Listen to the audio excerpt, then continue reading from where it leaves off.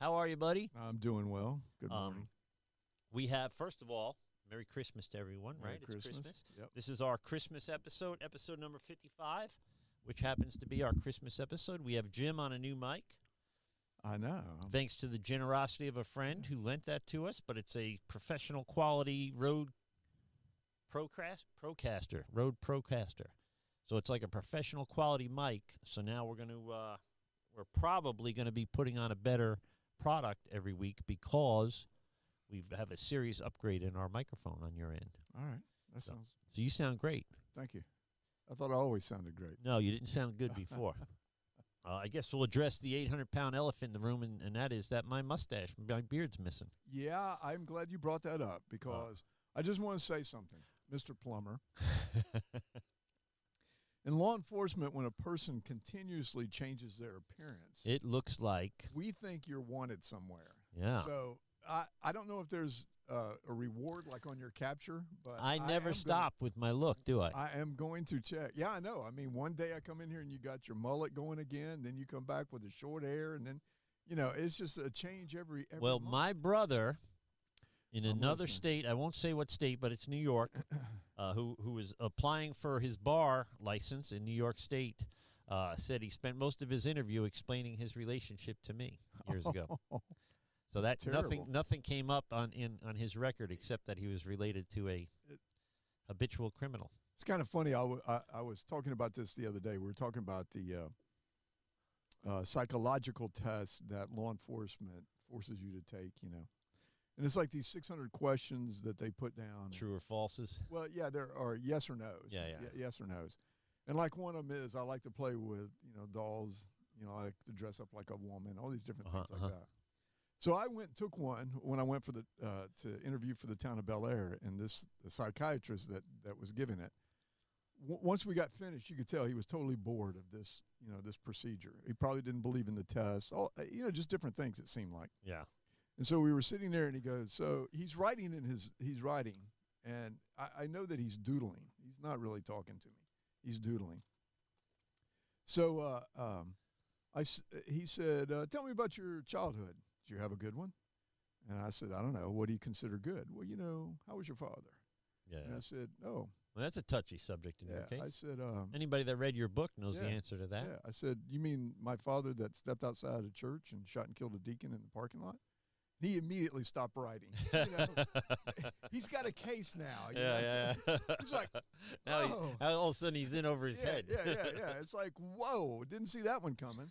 So, I kind of had a chuckle with it because it wasn't the first time, So he goes, well, how do you feel like your life? I said, look, it happened when I was 16. I'm over it. I'm doing well, family, all these things like this. And so, like I said, I caught his attention. He was just like, oh, well, yeah, okay. Were you saved at the time? Yes, I was saved at the time. So brought that up, So just, it's like all of a sudden it's like he dropped everything. It was like, oh, my gosh, let me pay attention here. So anyway. I saw a shrink years ago that wouldn't stop talking about my anger issues. And literally like something that would happen in a movie, it started pissing me off. Yeah. Like he kept going back to, and that's when the anger started. And I'm like, what anger are you talking about? Right. I don't feel anger. Right. And turns out he was right and I was wrong. So. Well, they know how to push those buttons. Yeah, he tried me, and he found out. Yeah. So, and to prove I wasn't angry, I stormed out of there and flipped the table over when I left. So that taught him a lesson. Yeah, that taught him a lesson. He'll never talk about anger again. That's right. That's right, especially to you. So anyway, it's our Christmas episode. Now we had a little back and forth. We almost took today off, but it's Christmas, and we felt like we had something to say relative to family get-togethers and stuff like that. Is it the last podcast of the year? I mean, or our webcat, whatever we call this. Is this the last one of the year? Yeah, it should be. No, today's the 23rd, so we got one the 30th. Yeah, well, I'll be up north. Okay, so this is the end of 2021. Yeah. So good riddance, if you ask me, to 2021. Sure. So we have, but we wanted to talk about, I wanted to talk about kind of how to get past or how to deal with the come on, the conflict, the political angst that enters into our families, right? Yeah. Whether we are,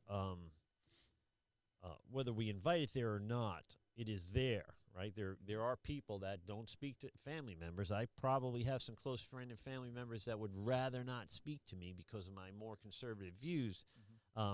And the truth is, there's people in my life that I still love and speak to, but I don't go out of my way to speak to because I know their political leanings, right?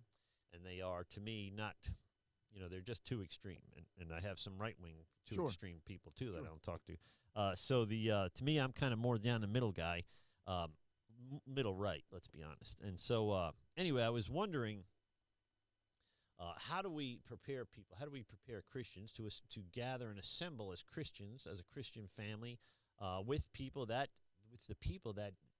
politically they disagree with, right? Right. Ideologically, their worldview are profoundly different within. Well, their religious point of view also. Yeah, they could be not Christian. They could be Right. Christians, but super progressive Christians, right? There is a lot of, we are more divided, I think, now. We talk about this probably every week. I think the thing that divides us more than anything is delusion right now, a powerful delusion. But we are a culture deceiving or being deceived, right? And so this time of year, that really affects things. That really affects our gift giving. That affects our gathering as a family and as friends, right? Mm-hmm. And you brought up the new some of the new restrictions that are coming down with the, what's it called? Omnivore? We shouldn't have said that. Omicron. Okay. Omicron. Yeah, But you're 'cause not I allowed probably to said- say it because now we're probably going to be off the air. Yeah. Well, okay. I'm kind of tired of beating around the bush. Yeah, and let's face it, we're off the air every week. Yeah. It's not going to slow us down. Yeah. So anyway, We're still going to talk. on that note, by the way, like and comment and share this stuff Yeah. so we can beat the system here. But anyway, Please. so we end up then with a situation where the government is trying to physically keep us apart. Right. And Right, then right, the right. enemy is trying to spiritually keep us apart. And so then how do we decipher or discern the difference between the two? Mm-hmm. I talk all the time about people deceiving or being deceived, right? Mm-hmm. So I didn't get an alert for our show today. So are we live? Oh, yeah, we're live. I just got to go find it this time. Well, why don't you do that? Well, I'll take it away from you just a little bit. Let me go into it. You know what? We're not live. Did I send us to Facebook instead? I don't know. No, it doesn't look like it. Oh no. So we're gonna have to start all over again. No, we're recording. Well, I know, but we want to go live. Well, I could just upload it. Isn't this? We should be better prepared than this. I thought you were professional. I was professional with the beard, but without the beard, I'm just a regular guy. It is also freezing in the studio. It is not. It is freezing. Don't blame the studio for being cold here. We are not being broadcast anywhere, it doesn't look like. Oh, gosh. Yet the thing says we're being broadcast. Maybe there's that much of a delay, or... No, I don't think so. Let's break out the conspiracy theories. Here we go. We're already been shut down. Let's see if we are... Nope, let me tell you something. We are nowhere to be found. So we're not being broadcast live. Anyway, we're recording it, so I'll get us out there somehow. And we might be in trouble again, for all I know. So anyway, how do we approach the holiday seasons in this political climate? Have we ever, as a country, I don't think in my lifetime we've been in this hard a shipwreck socially through the holidays, right? Now, last year was COVID, right? Sure. So last year at Christmas was COVID, and we were not supposed to be gathering. By then, let's see, March. By then, we had begun to reopen in Florida, at least, right? 5 months from probably in August. We closed down in February or March, and we reopened in August or September, right? I barely remembered. It's been so weird for so long.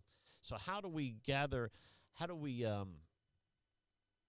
how should Christians approach the 2021 Christmas season?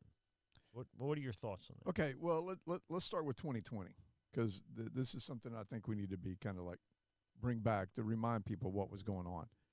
In 2020, they told us if we were going to, not to meet, immediate family only, but uncles, cousins, things like grandmothers, all these things like this, you should not meet because you would spread the disease. Even some states wanted you to rat on people or, if you walk by a house and there was a bunch of cars there and there was a bunch of people there, they wanted you to call the local law enforcement to tell them that there's a super spreader going on in this house here because of the Christmas party. Right. Churches were apprehensive, at the least. Mask up, don't mask up. It was kind of like going back and forth.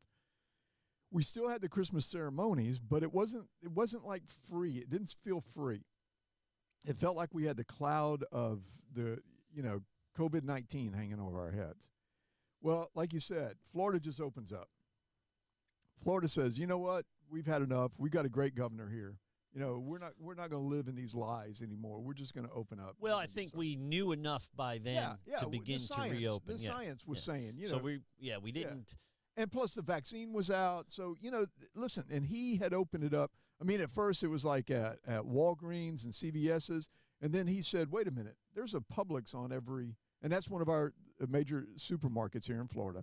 He goes, there's one on every corner. Let's give it to them too. And the next thing you know, we're vaccinating people left and right. Right. And when you look at the statistics, you see that people in that age group that is the age group of concern, like 65 and over, we have a large amount of people that Florida's the second oldest to Maine, which Maine, there's only like 12 people that live in Maine. So percentage-wise, we by far have the oldest population if you take Maine out. Sure, but we immediately started to go to those locations. We immediately started taking care of our elderly. We immediately started doing the right things to make sure that we had enough vaccines and we vaccinated and all these different things like that.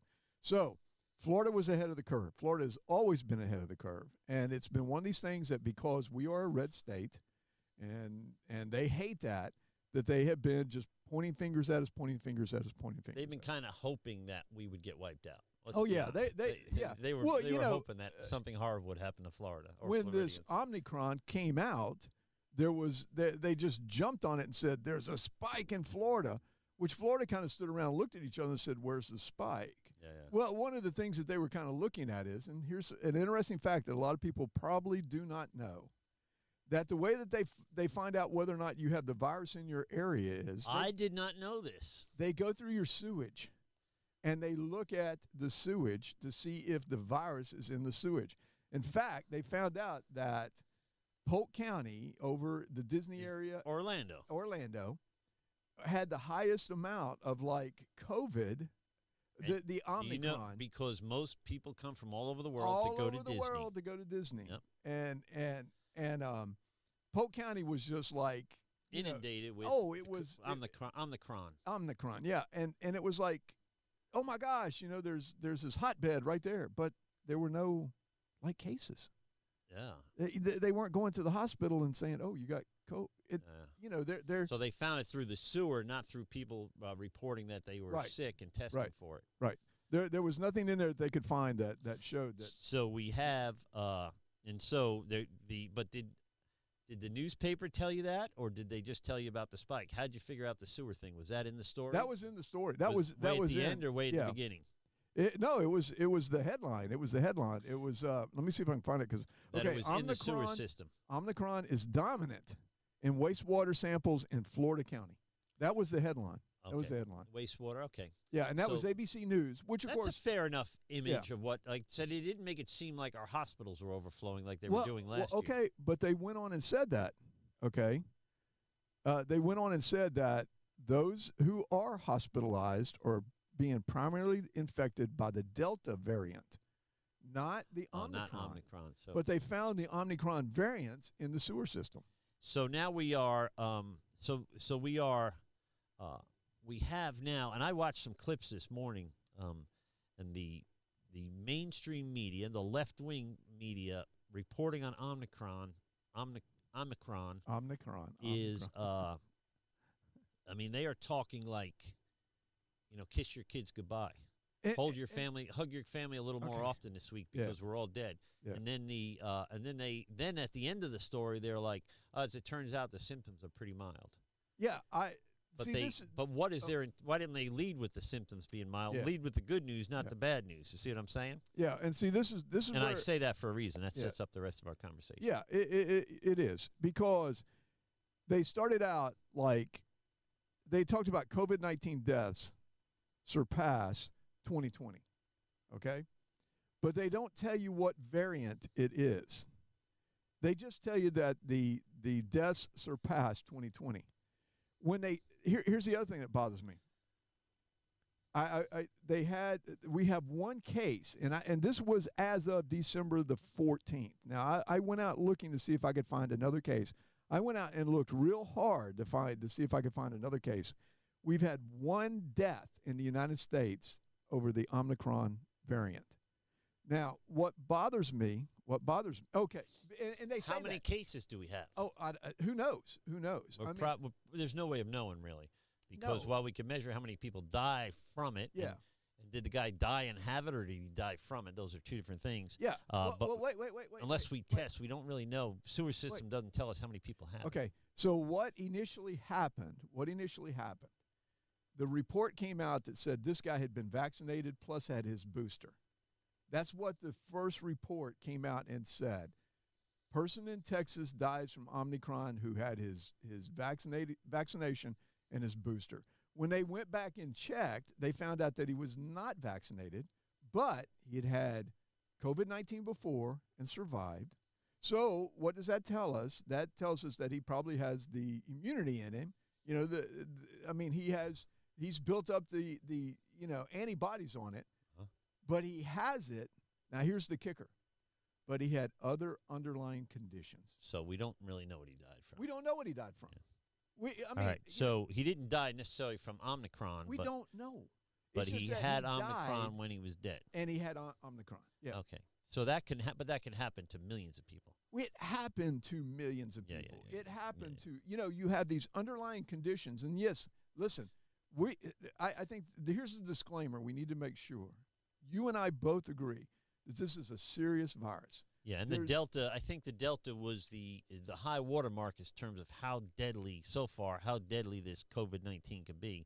Now, this Omicron is much more transmissible, but a lot less deadly. They say they have flu even in South Africa where it started. They're sending people home. They come in, they get. Here's another issue. Remind me about sending people home. They go in, they get tested. They have maybe cold-like symptoms. I'm going to say cold-like because when you bring flu in, you normally have a temperature. Right. And that's when you're most contagious. Okay, understand that. People don't realize that. That's why when they tell you, if you get a temperature, stay home. Right. Then you are is contagious. That's the window of contagiousness is open right then. And so they want you to stay home. So we have all these COVID-19 cases because, okay, here's another thing too. Let me point this out. If you've been watching the news over the past couple of days, the administration is getting beat up because they do not have enough testing sites. Yeah, I saw They're showing people in line for 3 hours because the government has scared them into thinking that this thing is so widely spread that if I have the sniffles like you do today with your sinuses, that I must have that version of it. I saw our president saying that this thing blew up overnight. Yeah. But we've been talking about it for a month. We've been talking about it for a month. And they must know about it longer than two morons from Tampa Bay. So right. And we've been dealing with COVID for 2 years, a year and a half or 2 years now. So there's no excuse for why we're not prepared for anything moving forward now, barring some unforeseeable variation, right? That people are literally dropping dead from. Like all of a sudden we had one that was killing a lot of people. I mean, then all of a sudden they said, "Oh my gosh, we have the Poseidon variants of it." So it seems like the government is creating the problem, or they're not creating the problem. Obviously, COVID's real. They are creating a bigger problem so they could be the bigger solution, right? So the same with the economy, I think.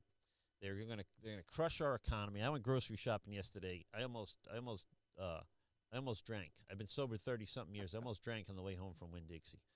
I didn't get that much for $160. Yeah. So they are. The government seems to be, if you're a conspiracy theorist or skeptical like I am of big government, then they seem to be creating more of an issue than we have so they could be more of a solution than we need. Does that make sense? Sure it does. So they are a permanent solution to a temporary problem is what we're dealing with the government. Now, here's the question, Jim. What drives them to that deception is power I would say it's always power over money. You've heard me say that before. Rich people use their money for power and leverage, right, for status. So it isn't the end game isn't always money, but it's power and influence. Why is Bill Gates involved in this, in the center of all this? Not because he needs more money. The guy's a billionaire. Because he's enjoying the power that goes along with being Bill Gates. That could be a show that we could do on its own. You know why? Look, I truly feel that we just watched. I mean, and we're kind of like really going into other things. The Build Back Better plan was, it didn't go. It didn't pass. It did not pass. Joe Manchin from West Virginia, who is a Democrat in the Senate, refused to vote on it. But he's like a Kennedy Democrat. Yeah, he is. Like the Democrat that listen, I used to listen, be. I like the guy. I like the guy. Yeah. And when you listen to what he said, he said that everything that was in this bill, nothing was going to help his state of West Virginia. It was only going to hurt them. Because, of course, it's all about electric cars. It's about getting rid of coal. What is West Virginia's main state? You know, I mean, their main product that they produce. Yeah. It's coal and natural gas. Yeah, yeah. So everything that was in this bill, he just kind of came back and said, it's not helping us. So how can I vote on this? He says, I see more social programs. I see it driving up, you know, all the different things that we don't want it to do, the most social programs. He was like against some of these because he saw it helping out the states that are in trouble right now, that are just looking for a government bailout. And it did not, it only did nothing but hurt his state. So that's a guy that's listening to the people at his state. In fact, when they went out and interviewed all the people, they were just standing at a grocery store and they're just interviewing people walking out the door. And he's saying, people are saying, hey, we're behind him 100%. You know, one day he said, I'm behind him 120%. You know, so it just goes to show that they're not good at math. I'm kidding. I'm kidding. Yeah. Anybody from West Virginia, please don't get mad. Well, at us. Because that's what Bette Midler said. You know? Yeah, that's what I was going to say. Bette Midler said they were strung out, illiterate. Yeah. Something like that. Really, Bette. Well, no, I think that's very telling of what they think of the rest of America. Exactly. It's what the two coasts think of the middle of America. So going back to your question, America wants us to do right now. The current administration wants us to do nothing but depend upon the current administration. Yeah, that's just all there is to it. So it is not about. It is about grabbing as much power as they can and being in position to never have to let go of it. Exactly. And I think, by the way, it is the continuation of Obama. I think this was Obama's thing. The government is the answer to all of our problems, not American people. Right. And that's why they were so angry with Trump, I think, because he interrupted that flow. I think after Obama, they never thought they'd lose again.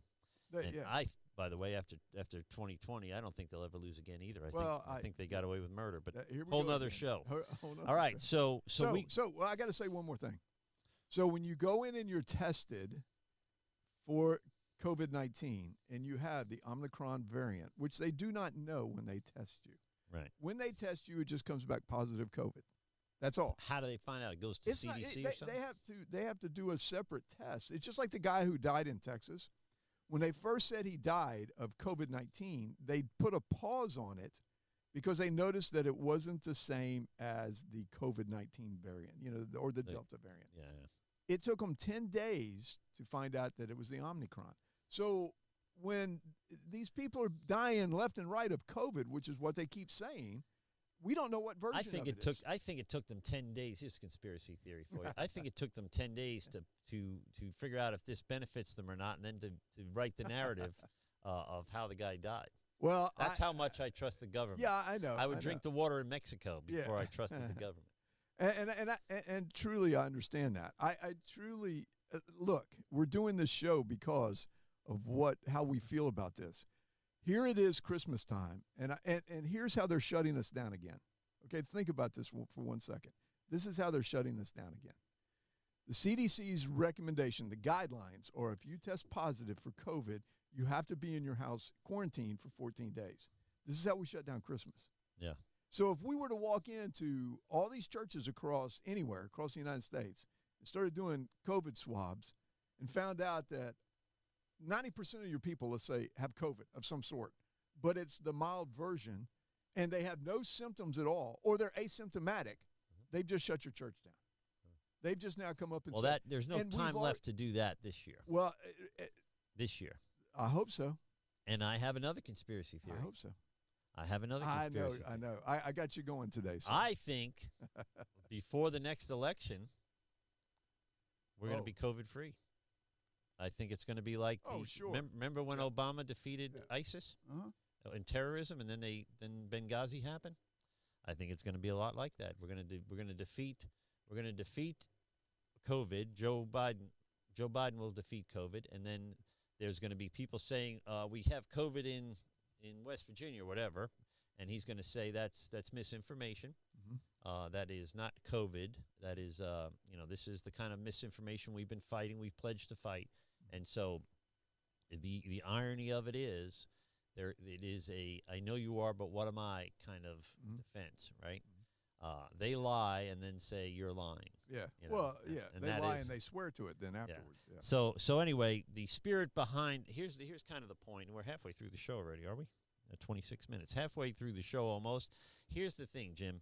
And I'm going to put up Ephesians 6:12 from the English Standard Version. For we do not wrestle against flesh and blood, but against the rulers, against authorities, and against cosmic powers over this present darkness, against spiritual forces of evil in heavenly places. So look at that Bible verse there. We don't wrestle against each other. Our brothers and sisters-in-laws and our cousins and our family are not the enemy. If anything else, they've just been deceived. Right? They're pawns. Yeah. They're so pawns. the only thing they're really guilty of is still being afraid, still staying afraid, because they are as afraid as we were when this first started. Sure, we didn't know, right? And nobody knew for the first 5 months what was going to happen. And I was afraid for my children, afraid for my church. Sure. I mean, I can go tomorrow. I get it's an upgrade for me, right? I know where I'm going, but not everybody. Right, so I'm worried about I'm as worried as anybody else about this COVID thing. Then 5 months go by and we realize it's bad, but it's not going to crush us. It's not going to defeat us. Yeah, but then half of our government decided it would be better if it defeats us, if it crushes our economy, if it breaks us up socially, and began to apply that. But it's not them. It's not the people that are doing that, but it's the powers and principalities behind it. So I'll read that again. It's not the flesh and blood. It's not each other that we're struggle with, but it's the rulers and the authorities, people being people who are deceiving, not the people who have been deceived, right? It's against, and the evil that's behind that deception, cosmic powers over this present darkness, and spiritual forces of evil in heavenly places. So it is not your sister-in-law or your brother-in-law, or your aunt or uncle or cousin or brother or sister or mother and father, this holiday season that really you should be angry with, but the evil they are simply still afraid. They are the same level of afraid we all were. They just have refused to release that fear, and they haven't let go of that fear. Maybe because of their lack of faith. Sure, I say faith is the opposite of fear. But because they are constantly, like all of us, inundated with CNN and MSNBC and ABC and CBS and NBC and everybody you could think of saying this is it. Kiss your kids goodnight twice tonight because tomorrow is going to be a dark winter. One guy called it on MSNBC, or I forget which one it was. But anyway, so the people that we disagree with, the people that we're angry with over masks and mandates and vaccines and work and losing jobs, and it's not the people that we're really battling here. And Christians need to remember it's the spirit behind those people, right? They are no less guilty if they're guilty of anything. Like I said, it's that they're still afraid, right? Yeah, and I love the way that you say that, because when people's eyes are open, when people's eyes see Christ, a lot of times that fear goes away, and they kind of look at us like, what was I doing? What was I thinking? It's kind of this awakening that is very, very exciting, very exciting. But the problem that we run into is that something else in their life has taken over their life. And like you said, fear is one of those things. Greed's another, because when we talk about the government, we talk about greed. You know, I mean, there was an article out the other day that was talking about how much money Nancy Pelosi was worth, and that if you wanted to become rich, this was a funny article. This was the funny article. Find out who she is buying stock in, because she'll make and buy it. Well, there was a particular controversy with her husband, wasn't there? Yeah, Isn't well, he there's Wall Street controversy. guy? Yeah, there's controversy about all these, like the money that was going on. There was money that was going to her projects, like trains and all these things like this that nobody wanted. There was a stock scandal. I'd have to look it up, but and by the way, I don't think that's unique to Nancy Pelosi. So my left-wing friends getting their panties in a wad right now because I said that. I agree with you. The Republicans do it too. Oh, sure they do. Sure they do. Almost every politician takes advantage of the power and influence that they have. Sure. Bad news is a lot of pastors do the same thing. Oh yeah. Let's be honest. Look. So okay. we just talked about it off the air, didn't we? Let me go back. We did. We exactly did. Let me go back and say this. God hates. They have put something else in their life that they worship now instead of God. And Exactly what right. I was doing was talking about money, and then power. You know. And so when they worship power, that's where the evil from the heavenly realms comes in. Yeah. You know, that's God is saying, hey, listen, I'm not telling you to scare these people to death. I was listening to a Fox show yesterday, and they were talking about what he could have done different to put this country at ease.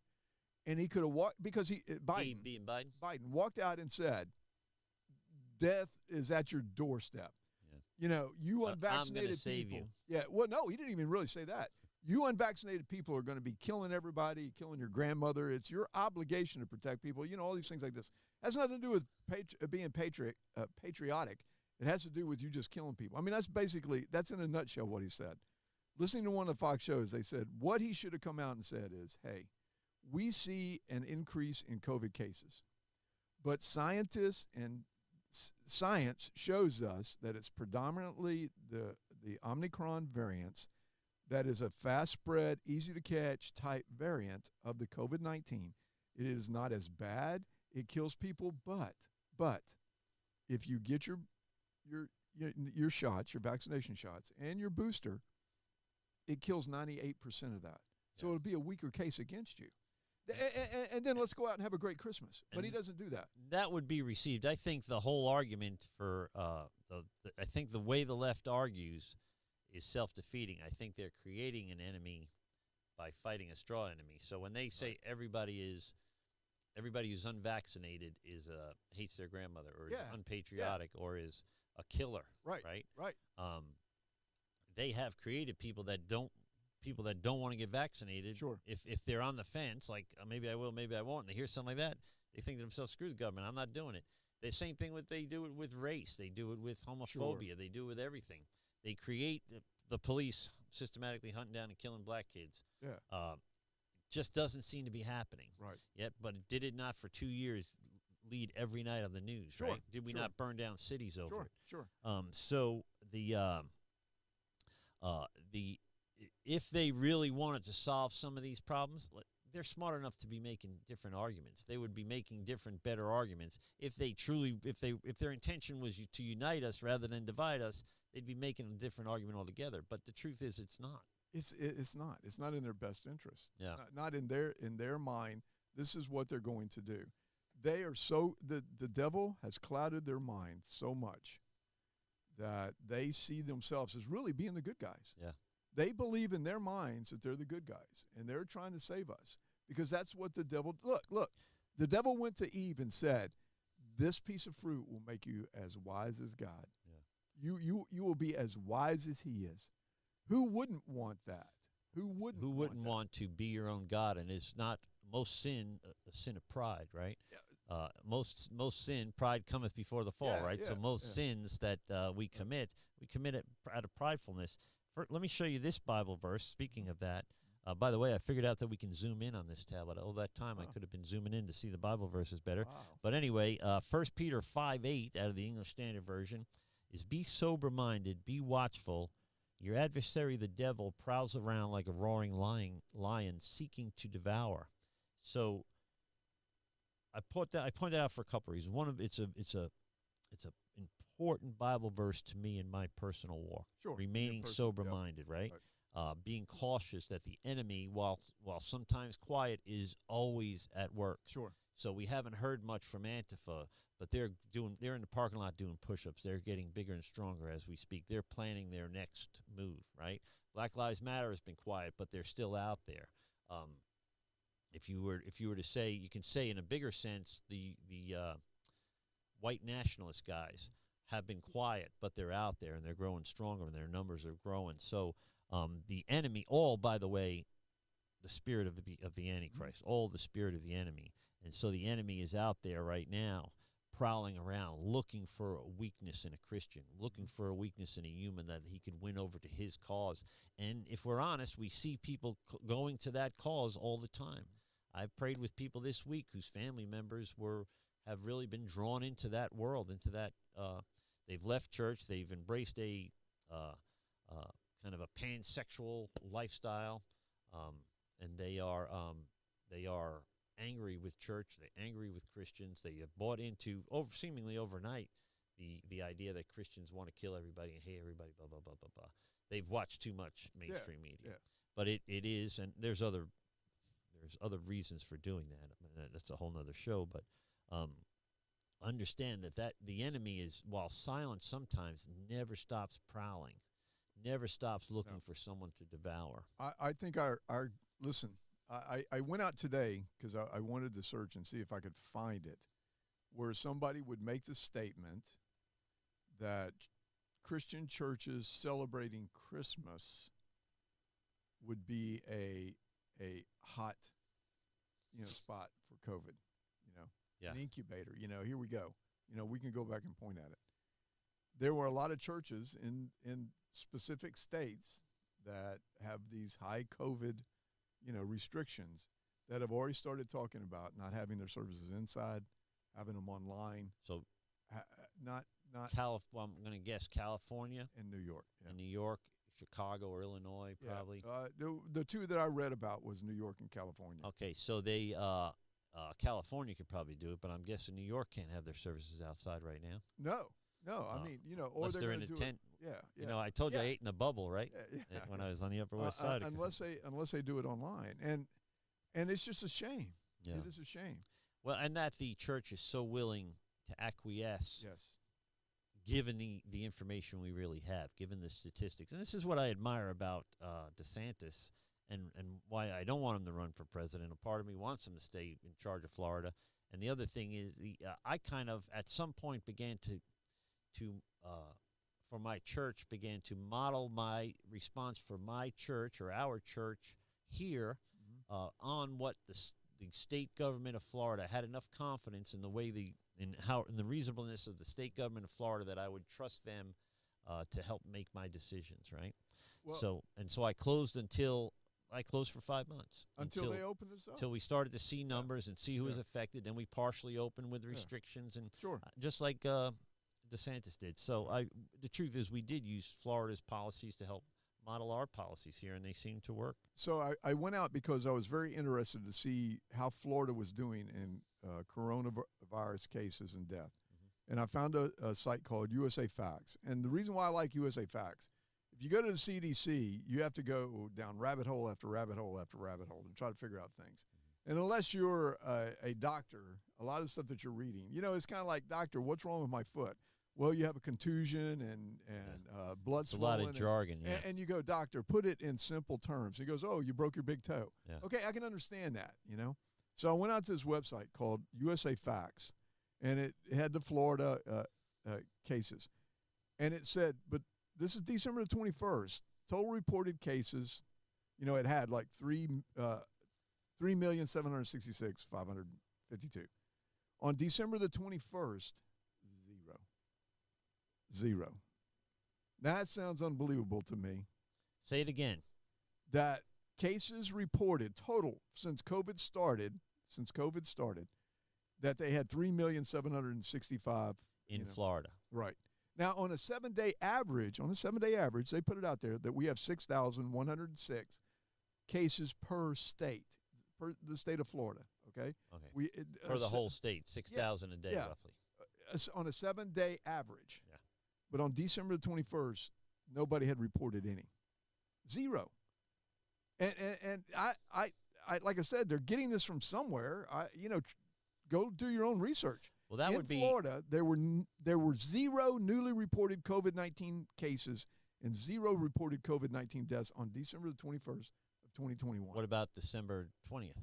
I don't know that. They don't or have the week that before. there. Yeah, because they give you a 7-day. They give you a 7-day. They give you 7-day, an average 7-day, and the average of 7 days is like small in these counties. Yeah. Like you look at Baker County, which I don't know how big we're a they are. big state, by the way, not just geographically, but there's 21 million people here. Yeah. And so when you probably more now. You go down to Pasco. I was looking at Pasco. We had 802 reported over the last 7 days, but on December the 21st, we had zero. So but did they just not report that date yet? That seems like that seemed like zero seemed like a little bit too optimistic. Doesn't it? Yeah, doesn't it? That seems a little bit too far. So then, but let me just say, where are we relative to the rest of the country? We had an uptick, like everybody else. does. Yeah, we had an uptick, but let me just go back one more thing, because I really think that this is important, and because you and I talked about this the other day, the top leading causes of death in 2021. Okay, now this goes with, is coronavirus a leading cause of death in 2020? And this webpage, which I thought was really good, came back and said it's too soon to tell. Health organizations haven't released the 2020 data around the usual leading causes of death, but the leading cause of death always is heart disease. Yeah. Now, we had 380-something deaths of coronavirus in 2020. In 2020, we had 647,457 deaths of heart disease. That was double the amount of people that we had die of coronavirus. Right. Now, the interesting point behind, and they brought this up, we don't have as many happen per day as we do heart disease. That's what they were saying, but I'm thinking to myself, how do you get that? See, this is why I said you have to be careful with what's going on. And then we have, heart disease, I'm guessing, kills older people, and we're an older state. Right. Now, this is... and COVID happens to kill older people, so I guess maybe it's a wash. Well, but there's a whole bunch of things that we don't get from the federal government that I just want. I want this information. Tell me, did these people have underlying conditions? We have been saying as a country for years that we are a country that is out of shape. We have been saying this. If COVID taught us anything, it's how unhealthy Americans are. And it's because we've been living pretty well the last 40 years. I mean, think about when was the last time we had an inflation like this? Was the 70s, wasn't it? Yeah, 70s. I was a little kid. I don't remember it. I remember it a little bit, but the economic impact didn't affect me. I wasn't even a teenager yet. I'm just going to say one last thing, and then really let's get back to the reason of the season. When they come to you and tell you that helmets save lives, okay, if you don't wear a helmet while you're riding a motorcycle, if you're in an accident, you have a good possibility of dying. Mm-hmm. That's just all there is to it. Seatbelts save life. If you're in a bad accident without a seatbelt on, you're probably going to get killed, okay? We've said this. Vaccination saves lives. We see it. Go get, unless you have a doctor's reason behind it. And we say this. Unless you had, like if you go and find that you have you don't need the vaccine because, you have the antibodies in you already. Or if you have a respiratory issue that the vaccine could endanger you. Sure. Make it worse. Heart conditions, all these different things that they talk about. Talk to your doctor. Let's just put it this way. Neither one of us are doctors. I did play a doctor one time on. I was a plumber. That's pretty close. Yeah, I played a doctor on. Oh, you did? Remember you were on TV? Yeah, on a TV show. We'll have to show that one day. We have to understand that we listen to our doctors because our doctors are smart people, and we do what they tell us to do. So if they advise you to go get the vaccine and you don't, and you do get a higher version, let's say that you get the original corona or you get the Delta variant, you're going to be sick. You're going to be sick. Now, there's a couple of things that are coming out that are light at the end of this tunnel. There's a whole bunch of new treatments that are coming out that the FDA is sitting on their butt now, not letting it come out. But there's a whole bunch of treatments out here that they say if you get it at its early stages, 98% chance of surviving. But it's not out here yet. And a lot of these will be over the counter or prescriptions. You go to your doctor, hey, I don't feel well, go get this. Well, Pfizer actually has one. Yeah, Pfizer has one. So but it's not letting it out. Yeah. So so let me ask you this as we wind down the last 10 minutes of the show here, 15 minutes of the show. I think we covered a lot of our notes, but I thought this may open a whole nother can of worms. Oh, it is. I thought when I started to hear the news out of South Africa about the Omicron, whatever it's called, that it seemed to me like God was giving us a vaccine. He was giving us a hyper contagious but minimally impactful, a symptomatic version of this thing that's been wreaking havoc on our lives for 2 years. And I thought to myself, look at the mercy of God, that it would be so cool if this was the thing. And scientifically, these are the types of things that end pandemics. But whole nother story. But I thought to myself when I started hearing about it, so wouldn't it be great if God just put this whole thing to rest for us? The Father just essentially naturally vaccinated all of us, right? Everybody would get what they want except the politicians. And so this thing would be put to rest. And historically, the final stages of a lot of pandemics end like this. Yeah. Very contagious, but not very deadly. Right. So anyway, then it dawns on me, because I'm also a conspiracy theorist, what if the government released this version of Omicron, whatever it's called, in South Africa, knowing it would spread everywhere, knowing that this would put an end in X amount of months to the fear over COVID right before an election year. Right before 2022, because we're heading that way. So then, and you know, I'm a conspiracy theorist. Unfortunately, a lot of them come true. So am I onto something? Is it possible God's doing this, or is it possible the governments are doing this to kind of cool things off? If you get on your knees and pray to my name, I'll hear you. And you just wonder if that's not what happened. Yeah. That he was shown that when this hit us, churches increased. Every church I talk to says their membership has increased. So it tells me that when in times of trials and tribulations, what do we normally do? We turn toward God. We turn toward Christ. So if we're on our knees praying to him and he hears us, he's going to be there helping us. So that goes back to the original one. I love the original one that you said, not the government. Heck with the government. I love the one when you say, because I want to give God the glory anyway. And my first thought was the Lord's given us a way out here. Yeah, right? and by the way, half the country won't take it. Yeah, take that way out. Yeah, but we need to take that way out, and we need to praise his name.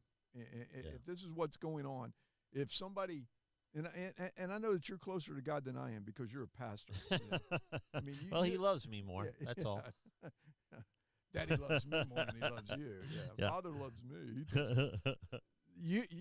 Anyway, let me continue here. If this is the way it is, then gosh, this is a time for rejoicing. Yeah. This is a time that we need to pack the churches. Look, if you don't feel well, you have a fever, you have cold-like symptoms, don't go to church. Or if you do, wear a mask. Wear a mask. Be thoughtful of the people that are around you. But we want you to go to church. This is the reason. This whole thing, this whole season right now is the incredible season of Christ's birth that brought us together, you and me. We would have never met if it were not for Christ. Think about that just for a second. Yeah.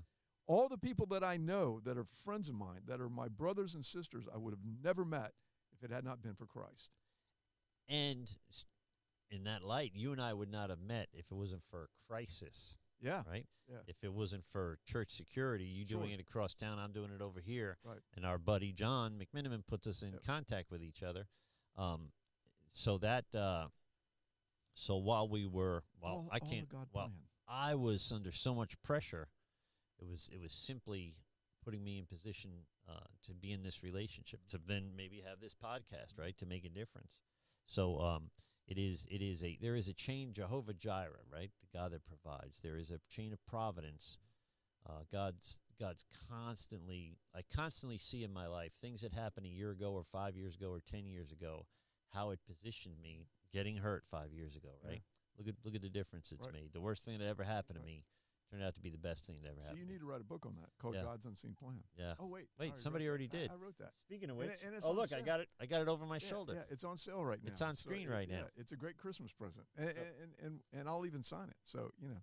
So the if they buy it from TrinitySecurityAllies.com. Yep. It's a good way to end the show. Yeah. If they buy it from, I never know where to hold it. If they buy it from TrinitySecurityAllies.com or God'sUnseenPlan.com. If they buy it from your website, they get a discount, and it's automatically autographed copy. We autograph it right there. And so, if anybody is not familiar with your testimony, it's the kind of testimony you can make a movie out of, right? And I would say probably Denzel would play me in your life movie. That sounds good. Denzel or Brad Pitt. It's got to be one of the two. No, let's go with Denzel. Yeah. He claims to be a Christian right now, and when I listen to him, I really think he is. The fruits that he's putting out there is very, very impressive. He was a speaker at our Better Man event, which we were a satellite for, and it was really good. A really strong testimony. A great guy.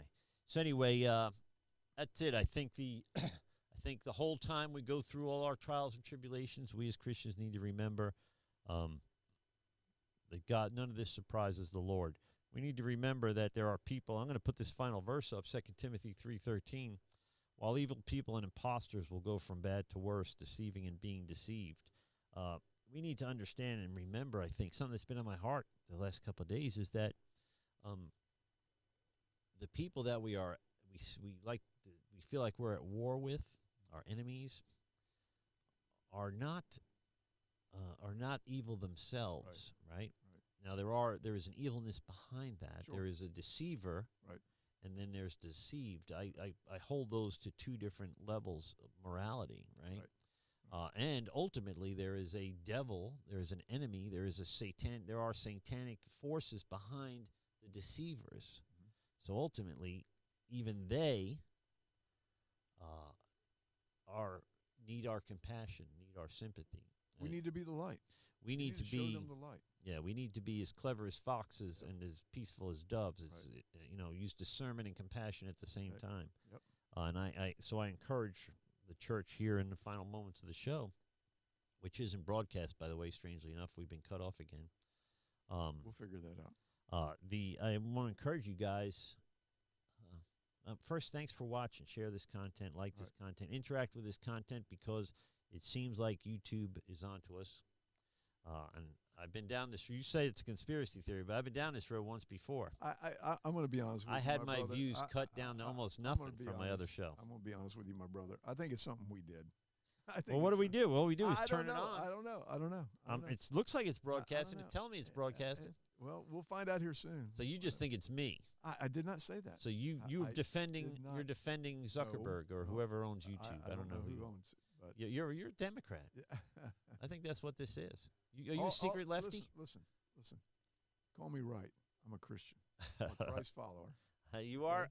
Even if you were a Democrat, Jim, you would be made in the image of God. I'm a Christ follower. And that's right. Exactly right. So that's our message today, that everybody that we deal with is made in the image of God. And therefore, go to a church this weekend, please. You got 2 get out days. there, find a congregate. Church. Go enjoy the reason for the season. Yeah, and just remember that God sent a Savior for all of us. Yes. And so embrace that. No Even if you you feel like you're unworthy, if you feel you're unworthy for God's grace, the answer is you are. We all are. So there is no level of worthiness that we have to reach before He receives us. So keep that in mind. And gives it to us all freely. We're saved by faith alone in Christ alone, brother. I'm starting to sound like a Calvinist. Come on, let's bring it on. All right. Brother. If no one told you they love you today, we love you. We love you. God loves you.